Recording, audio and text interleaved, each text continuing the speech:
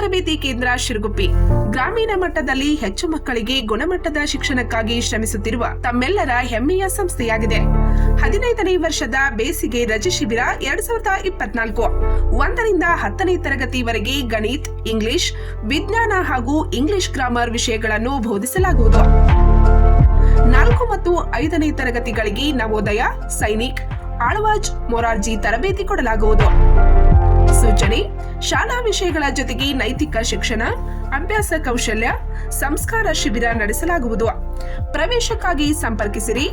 Sandeep sir. Mobile ಸಂಖ್ಯೆ 9632521581.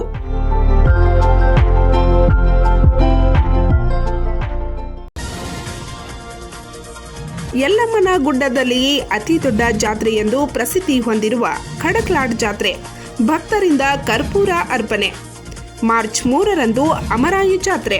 ಯಲ್ಲಮ್ಮನ ಗುಡ್ಡದ ಮೇಲೆ ಚಿಕ್ಕೋಡಿ ತಾಲೂಕಿನ ಖಡಕ್ಲಾಡ್ ಗ್ರಾಮದ ಶ್ರೀ ರೇಣುಕಾದೇವಿಯ ಅತಿ ದೊಡ್ಡ ಯಾತ್ರೆ ಎಂದೇ ಪ್ರಸಿದ್ಧವಾಗಿದೆ. ಖಡಕ್ಲಾಡ್ ಭಕ್ತರಿಂದ ಸವದತ್ತಿ ಗುಡ್ಡದಲ್ಲಿ ಪ್ರದಕ್ಷಿಣೆ ಕಾರ್ಯಕ್ರಮವು ಸಂಭ್ರಮದಿಂದ ಸಂಪನ್ನಗೊಂಡಿತು. ಸಹಸ್ರಾರು ಭಕ್ತರ ಸಮ್ಮುಖದಲ್ಲಿ ಭಕ್ತಾದಿಗಳು ಸಾವಿರಾರು ರೂಪಾಯಿ ಮೌಲ್ಯದ ಕರ್ಪೂರವನ್ನು ಉರಿಸುವ ಮೂಲಕ ಭಕ್ತಿಯ ಪರಾಕಾಷ್ಠೆ ಮೆರೆದರು.